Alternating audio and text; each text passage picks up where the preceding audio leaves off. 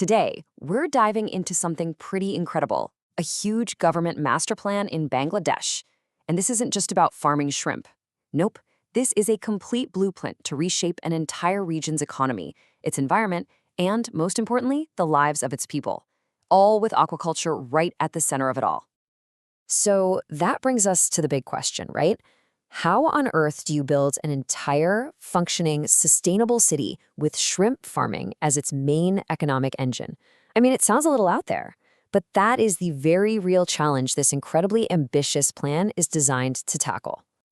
But before we can really dig into the solution, you have to understand the problems. I mean, this whole plan wasn't just created for fun.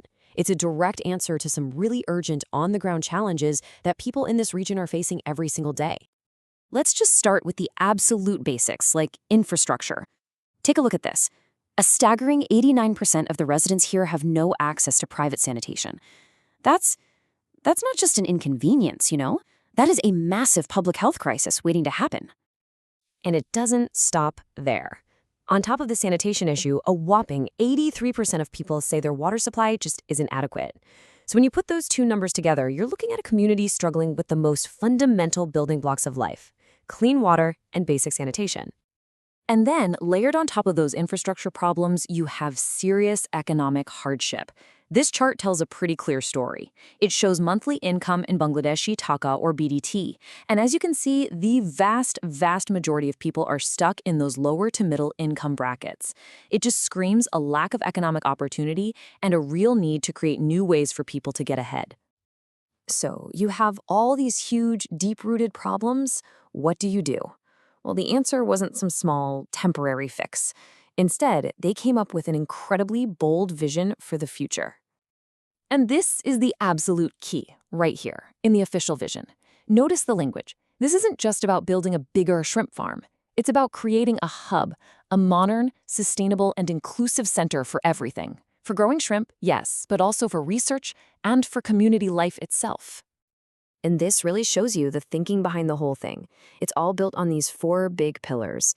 It has to be economically competitive, of course, but at the same time, it has to be environmentally sustainable, socially inclusive for everyone who lives there, and, crucially, resilient enough to handle climate change. It's a real balancing act.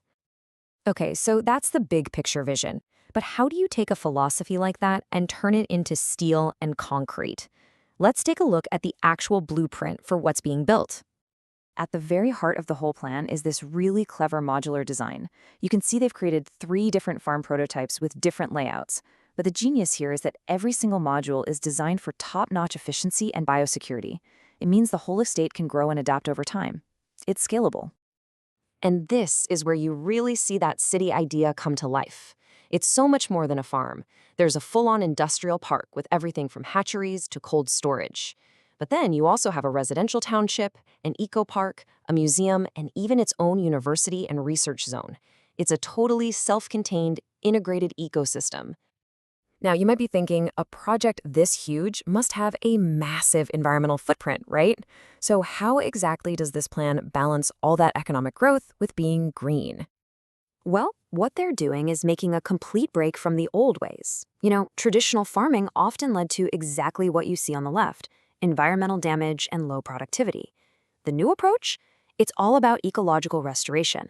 It's about using these high-tech, biosecure systems that are designed to work with nature, not fight against it.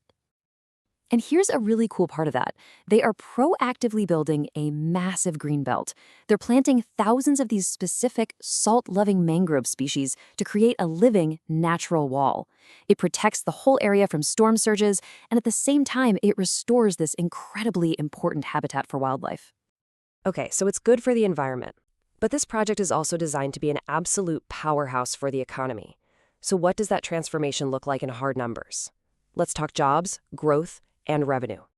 Once this thing is fully up and running, it's projected to bring in 218 crore taka every single year. Now, for those of us not used to that number, 1 crore is 10 million. So we are talking about a massive injection of money into the local economy, year after year after year. And that incredible revenue, it's not just an abstract number. It translates directly into jobs, good jobs. The project is expected to create over 3,000 full-time positions.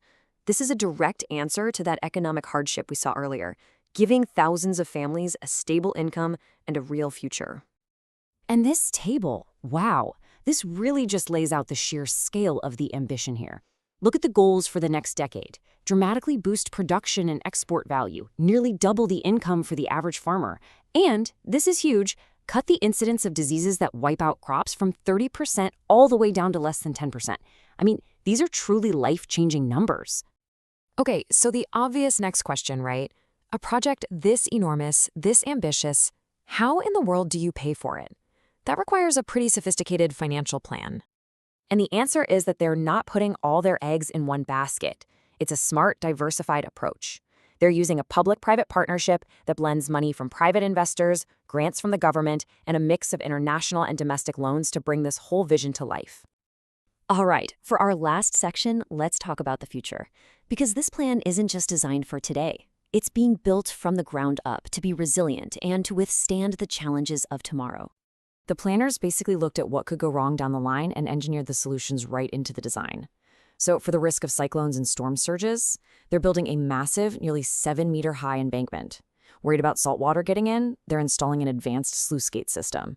And to stop disease outbreaks before they start, strict biosecurity rules and constant monitoring.